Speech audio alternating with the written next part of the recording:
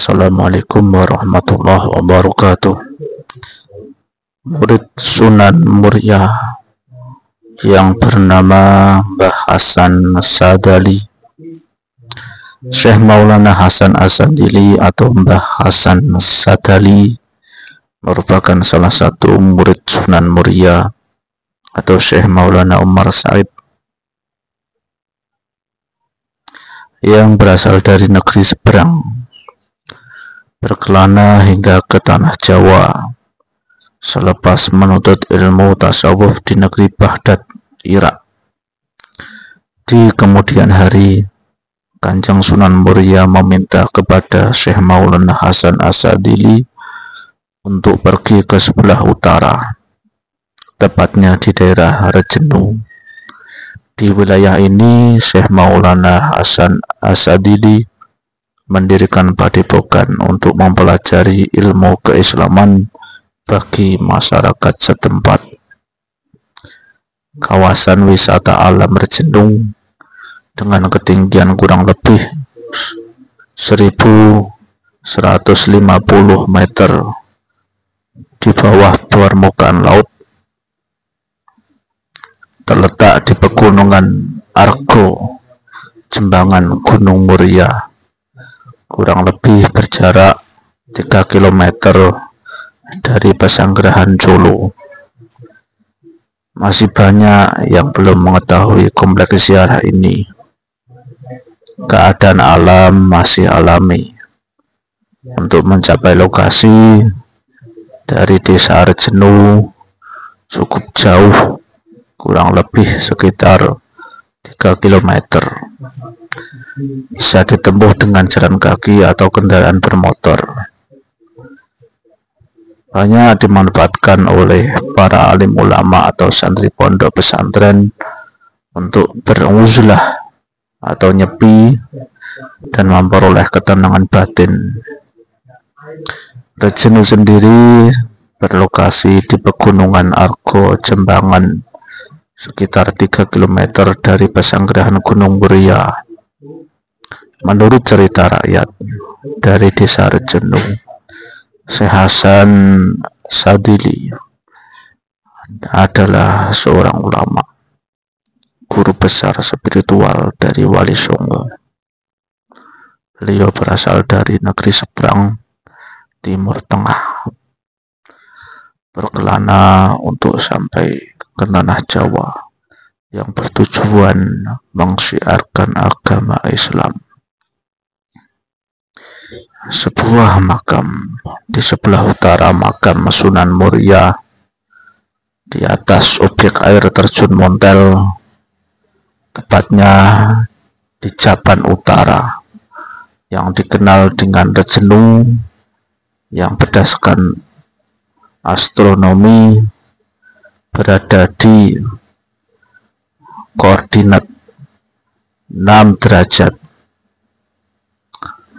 Di sini terdapat sebuah makam yang banyak diziarahi orang. Orang mengenalnya sebagai makam Syekh Sadali, salah satu murid Sunan Muria yang disegani.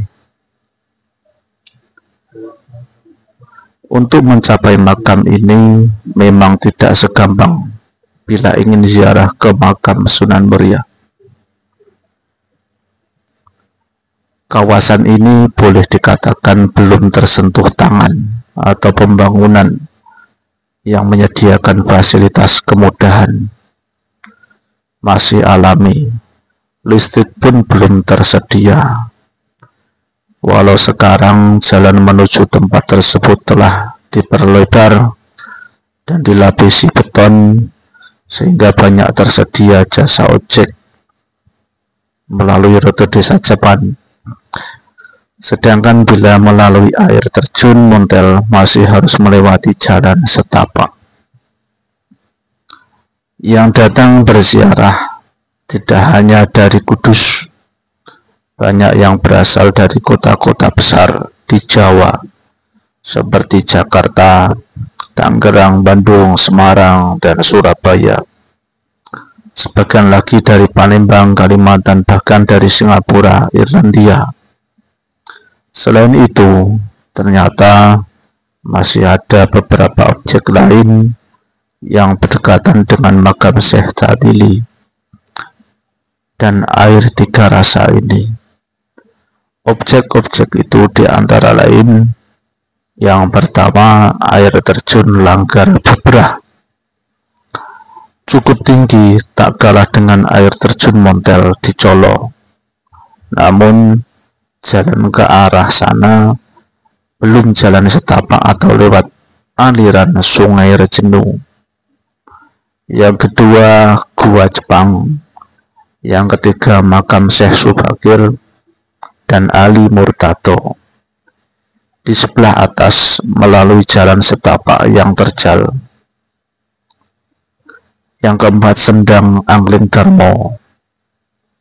Selain itu Rejenu atau makam Syekh Sadali dan air tiga rasa merupakan pos pendakian terakhir bagi yang ingin mendaki ke puncak Argo Wiloso maupun Argo Jembangan, dua di antara beberapa puncak tertinggi Gunung Muria. Tuk Tiga Rasa atau sumber mata air tiga rasa, konon kisahnya dahulu bermula dari kedatangan Syekh Sadali atau Mbah Hasan Sadali untuk ke pesantren Kanjeng Sunan Muria pada masa Wali Songo. Beliau adalah seorang musafir dari Baghdad, Irak, yang ingin menuntut ilmu di tanah Jawa, hingga bermukim sampai akhir hayatnya di tengah alas Rejenu yang terletak di utara lereng Gunung Muria.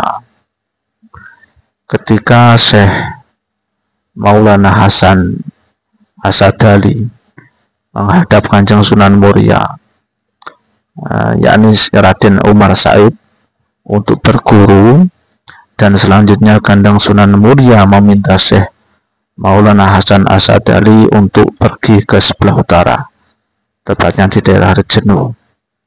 Belakangan diketahui oleh masyarakat Japan di lembah Gunung Muria bahwa Syekh Maulana Hasan Asadili ternyata mempunyai banyak pemahaman tentang ilmu hikmah serta rahasia karomah, sehingga dari waktu ke waktu ada beberapa orang yang ingin berguru kepada beliau. Lama-lama orang yang datang untuk menjadi santrinya semakin banyak.